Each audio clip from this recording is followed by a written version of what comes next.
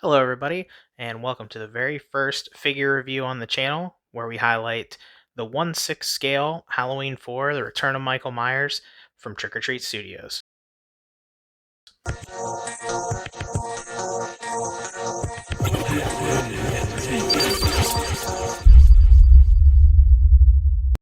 Now, starting off what's included in the packaging, we have the, of course, 1/6 scale figure, as well as the accessories included is a knife wielding hand, as well as a knife. So that's the only accessories that come with it right now. I'm not sure down the road if they're going to do any sort of accessory pack. I'm trying to get that in focus, but it's basically the same knife that comes with the other releases, the 78 as well as the 5 from what I've seen. I don't have the 2018 one yet. It's on its way. I'm actually going to do a review on that next.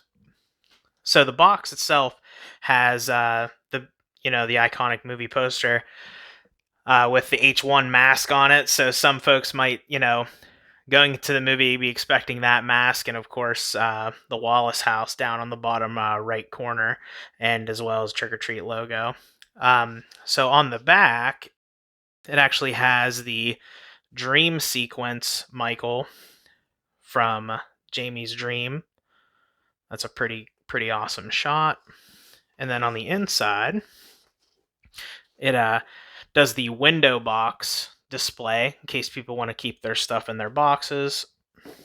We have the kind of iconic mirror shot with Michael with the reflecting mirror picture.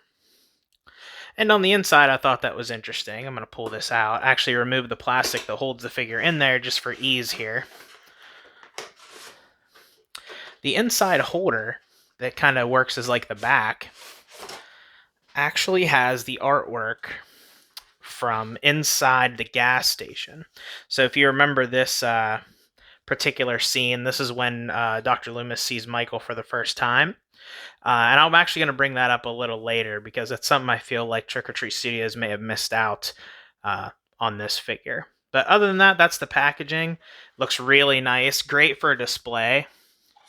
And really looks nice on a shelf as well next to the others if you display them like that. So let's move on to the body and articulation. So right now we have the light blue jumpsuit as well as the black boots.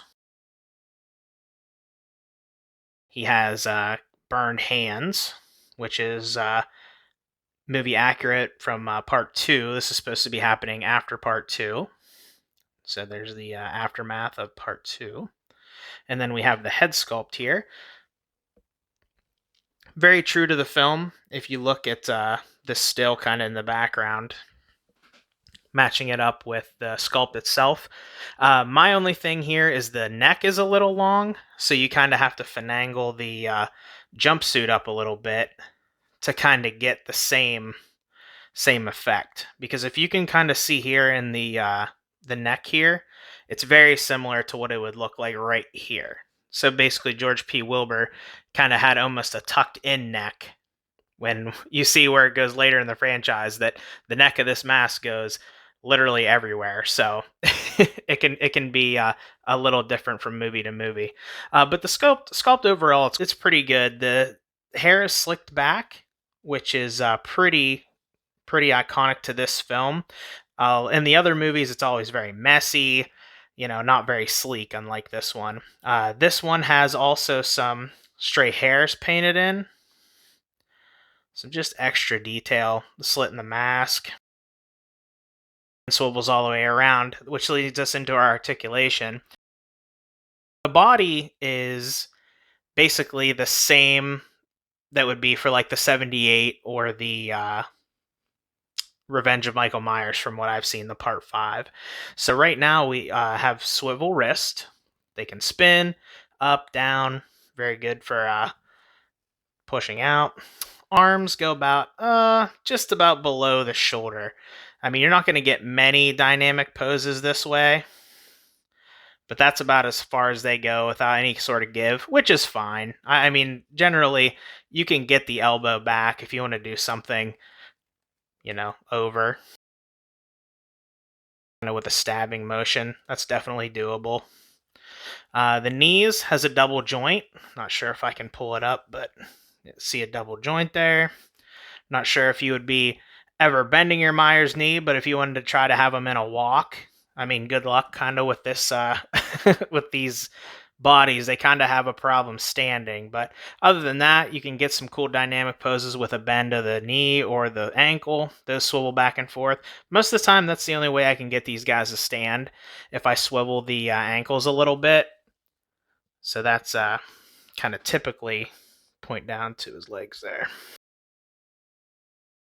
So moving on to a little bit more detail with the accessories, we just have the hand and the knife. I would have really liked to see more out of this release, just because with all these Myers coming through, you're gonna see knife after knife after knife after knife, and then we don't really get into the individual parts of the movies that are highlighting these figures. So for part four, we could have definitely done a bandage head sculpt that would have went with the cover art or with the art actually inside the package. So they definitely knew over at Trick or Treat Studios that this was a pretty iconic shot. And to try to maybe emulate that, I mean, fans would have probably been really happy with a bandaged alternate head to kind of pose their Myers. But maybe we'll see an accessory set in the future. Now I'm going to go over some personal pros and cons about this figure. Starting with the pros, the fact that we have a Halloween 4/1/6 scale figure is pretty great. I mean, you can't disregard that aspect that we actually have something from Halloween 4 to review. So the fact that they're actually going through giving us a figure for each franchise is really cool. Another pro with this figure would definitely be the head sculpt. You can see multiple instances in the film where this mask lines up very, very well with the stills in the movie. The sculpt is really good, the slick back hair is really good, and it just has that Halloween 4 feel. Whether you like the mask or not, it depicts it very well. Another kind of pro and con with this figure is definitely the jumpsuit. I think, as the material wise, like what it looks like, the kind of denim ish look to it, that is spot on from the film. You can see several instances in the film when it gets up close, specifically in the gas station, that it has that denim look to it, similar to what the figure is doing. The only issue I have with it is it's a little too clean. I wish it was just a hair darker or just maybe muddied up a little bit. In some of the scenes, even in broad daylight, you can see that there's a lot of oil stains on it. There's a lot of black spots, probably because it was a worn suit. And specifically in the gas station, when Dr. Loomis sees Michael, that scene really looks black to me. That the way the jumpsuit looks. And in other scenes in the movie, you can definitely see the blue in there, but it's mostly black, mostly because it's a pretty dark movie. So I think it's accurate to what they used in filming, and that's fantastic. But as someone that puts it on their shelf and would like to see it being a little bit more representative of shots from the movie, I would have just liked it just a shade darker. It's a great piece, it's a great jumpsuit, just my personal taste, and you can take that however you want it. I just wish it was just a hair darker. Some of the specific cons I have are kind of more towards the line itself and less about the Halloween 4 Return of Michael Myers figure specifically. One of my personal gripes is the lack of accessories.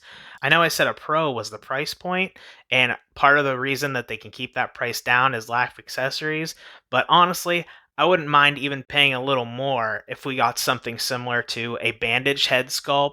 And another con I would consider that is kind of more towards the line rather than this specific figure is the body sculpts. Not that there's anything wrong with them, it's just they have a really hard time to consistently stand up. The legs seem very, very wobbly, and you really have to finagle the ankles and pivot the arms and legs in order to kind of get the gravity stand up. I know they have special stands for these figures that are sold separately, and sometimes are even included in special deals on the website. I just wish something like that would have been included with the figure for the price point and its difficulty standing. I know I said the price point was a pro, but at the same time, if the figure has some problem standing up, it would have been nice to have a little stand with it. So my final thoughts with the figure in this 1/6 scale realm, Trick or Treat Studio has really been doing a great job with these figures. The fact that we have a figure coming out for each installment of the franchise is pretty exciting for all Halloween fans, and I would definitely recommend anyone that's a fan of Halloween or Halloween 4 Return of Michael Myers to pick this one up.